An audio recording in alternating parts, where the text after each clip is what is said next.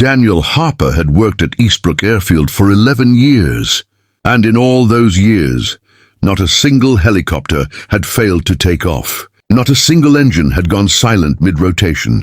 Not a single pilot had walked away from a pre-flight check with doubt in his eyes. If you believe in kindness, second chances, and the power of small moments to change lives, please like, comment, share, and subscribe to Kindness True Stories. Also, tell us in the comments where in the world are you watching from. That was because of Daniel, only Daniel.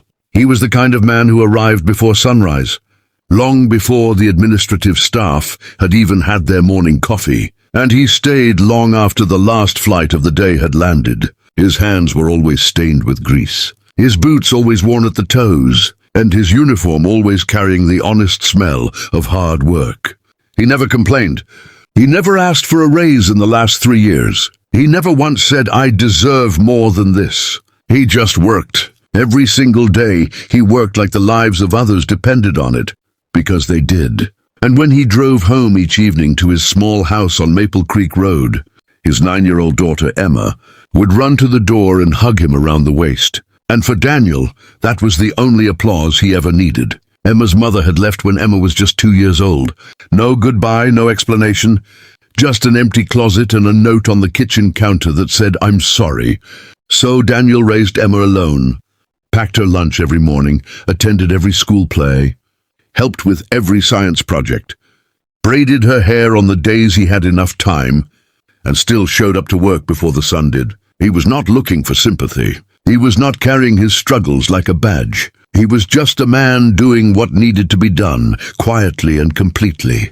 Then one Tuesday morning in October, Daniel was called into the office of the new regional operations manager, a sharp-suited man named Victor Crane, who had arrived 3 months ago from corporate headquarters with a mandate to streamline costs. Victor sat behind his desk with a spreadsheet, open on his laptop and a polite but unmistakably cold expression on his face. He told Daniel that after a thorough review of departmental expenses, the decision had been made to eliminate the full-time senior mechanic position and outsource maintenance to a contracted service provider based in the city. He said it with the ease of a man reading weather forecasts. Daniel sat very still. He did not raise his voice. He did not slam the desk. He asked only one question. "What about the naval contract flights scheduled for next month?" Victor smiled thinly and said the contracted team had been thoroughly vetted. Daniel nodded, stood up, shook Victor's hand and walked out. He cleared his locker in 20 minutes. He said goodbye to the 2 ground crew members who happened to be nearby. He drove home, sat at the kitchen table, and stared at the wall for a long time. Then Emma came home from school and he made her grilled cheese sandwiches and helped her with her math homework and did not say a word about what had happened. That night, after Emma was asleep, he sat outside on the porch steps and let himself feel the full weight of it, the 11 years, the early mornings, the skipped vacations, the overtime he never billed, all of it, and then he breathed it out slowly into the cold autumn air, and told himself he would figure something out. He always did. Exactly 31 days later, on a grey November morning, 3 naval helicopters appeared on the horizon over Eastbrook Airfield. These were not routine flights. These were UH-72 Lakota helicopters, carrying personnel and classified equipment as part of a critical naval exercise that had been scheduled for over a year, a contract worth millions and tied directly to national logistics coordination. The contracted maintenance team had serviced the primary helicopter the previous evening. They had followed their checklist. They had signed off on everything. But when the lead pilot, Commander Rachel Osei, ran her final pre-flight that morning, something felt wrong. A vibration in the tail rotor, assembly that was almost imperceptible but unmistakably there to a pilot with 17 years of flight experience. She refused to clear the aircraft. The contracted team re-examined it and found nothing. They insisted it was within acceptable parameters. Commander Osei did not care about parameters. She cared about the 4 men who would be in that helicopter. She grounded the flight. Victor Crane stood on the tarmac, turning pale as the naval liaison officer made it very clear that a delayed or aborted mission would trigger a contract review that could cost Eastbrook its naval partnership permanently.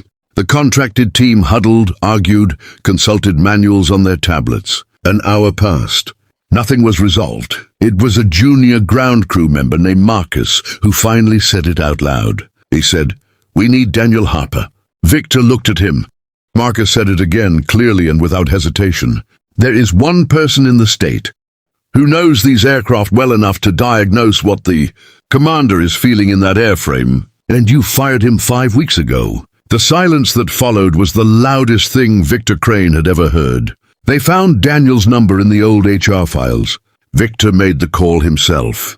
Daniel picked up on the third ring.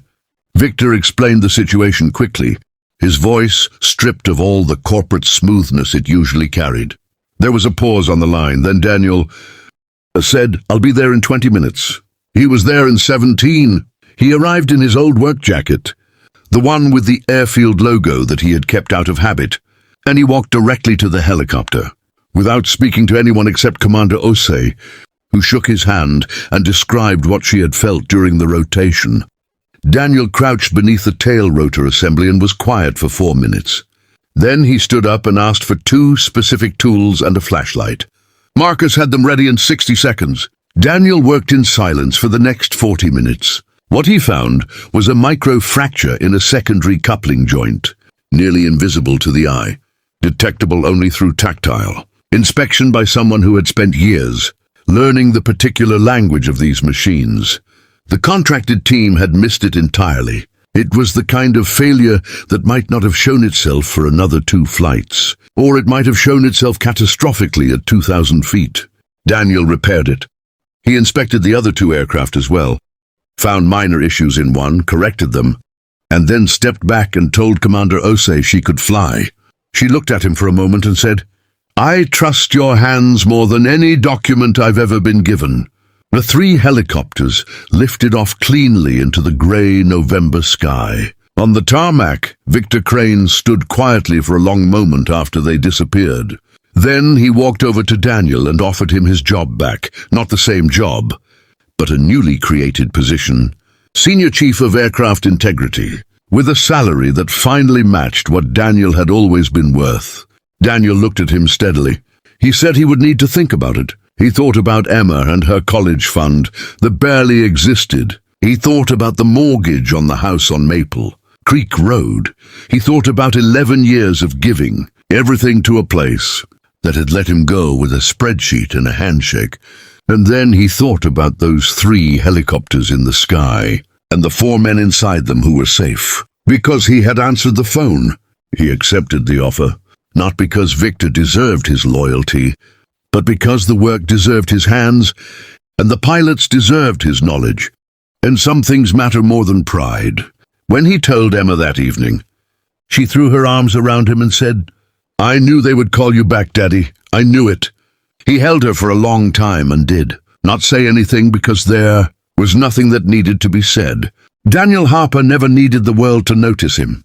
He just needed to know that when it mattered most, he was the one who showed up. And he always was. If this story moved you, if you believe in quiet strength and the kind of dignity that never shouts but never disappears, please like this video, share it with someone who needs to hear it today, and subscribe to Kindness True Stories for more real and emotional stories about the people who make this world better simply by being who they are.